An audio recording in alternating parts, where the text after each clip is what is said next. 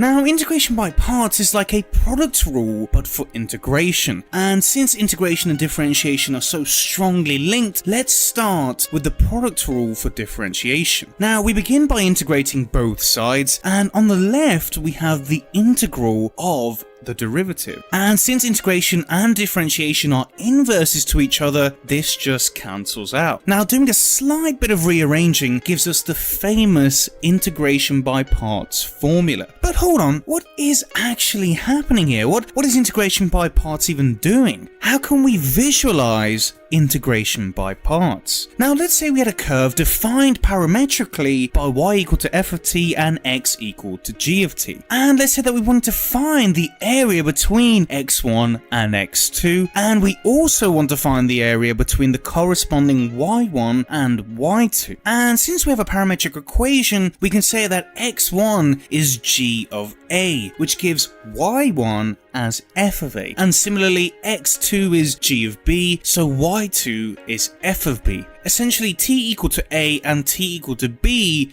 gives us our two coordinates. Now, what we can see from this is that the yellow area plus the blue area is equal to this large rectangle with length g of b and height f of b minus this small rectangle with length g of a and height f of a. But how do we compute the blue and yellow area individually? Well, say you had some function f of x, then we know that the area between x1 and x2 is the integral between x2 and x1 of f of x dx, and since y is equal to f of x, we can write this as the integral between x2 and x1 of y dx. But how can we find the area between the corresponding y coordinates? Well, let's rotate the axes, and we see that we have a normal looking graph, but the x-axis is on the right and the y values increase as you go left, which is not normally what happens. So let's just rotate the graph around and you see that we have a perfectly normal looking graph. But the x and y axis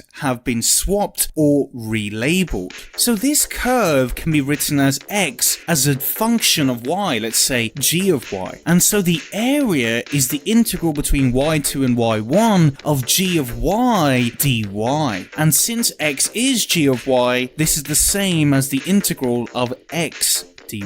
And again, this is nothing special. The x and y axis essentially have just been relabeled to each other. So back to our problem, the yellow area is the integral between f of a and f of b of x dy, and the blue area is the integral between g of a and g of b of y dx. Now, the large rectangle has area f of b g of b, and the small rectangle has area f of a g of a. Now, we can write the right hand side as f of t g of t with a straight line down with b and a at the top and bottom. Now, what we're going to do is use integration by substitution for the integrals on the left, and if you don't know what that is yet, check out our video on it. But we're going to sub in f of t and g of t with the corresponding dy and dx, and this gives us the integral between b and a of f of t g dash of t dt plus the integral between b and a of f dash of t g of t dt. And then rearranging and writing everything compactly gives us the definite form of integration by parts. But how do we actually use this formula? How do we actually use integration by parts? Well, the best way to see this is through some examples. So here's our integration by parts formula, and what it says is that the integral of a function multiplied by another function is equal to that function multiplied by the antiderivative of the other function minus the integral of the derivative of the function multiplied by the antiderivative of the other function. So for example, take the integral of minus x sine x. Let's take f equal to x and g dash equal minus sine x. Then the derivative of f is equal to 1, and g, which is the integral of g dash, is cosine cosine x. And normally here we would write plus c, but integration by parts is actually quite special and you don't need to write plus c here, and we will explain why later in the video. So then by the formula we get the minus integral of x sine x is fg, or x cosine x, minus the integral of f dash g, or the integral of 1 times cosine x, which is just the integral of cosine x, which is minus sine x plus c. And this is the answer to the integral. So essentially the formula decomposes the integral into an easier integral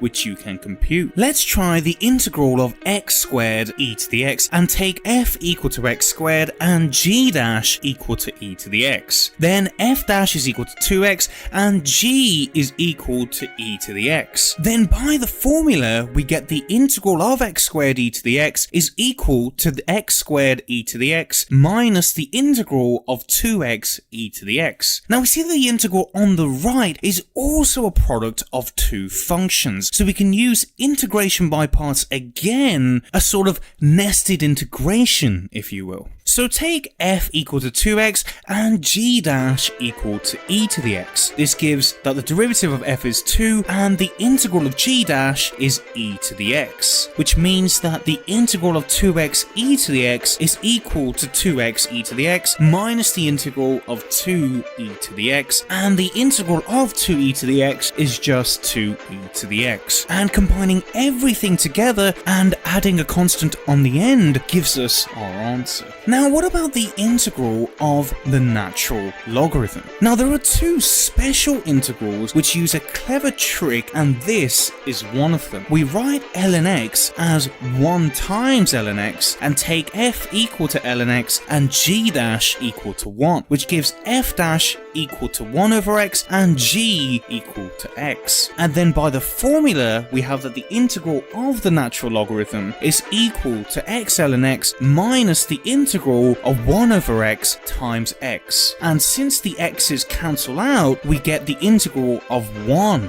dx, which is just x plus c, which gives us our answer to the integral. Now you're probably thinking, how do we know which one to substitute? Because in the formula we could sub in for f or we could sub in for g dash. So to get this right every time, the best rule to learn is that to substitute in for f, we use the rule Lie8. And Lie8 stands for logarithm, inverse trigonometric functions such as arctan and arcsine, algebraic such as x squared, x cubed, trigonometric such as sine, cosine, tangent, and exponential. And what you do is you substitute in for f in the order of Lie8.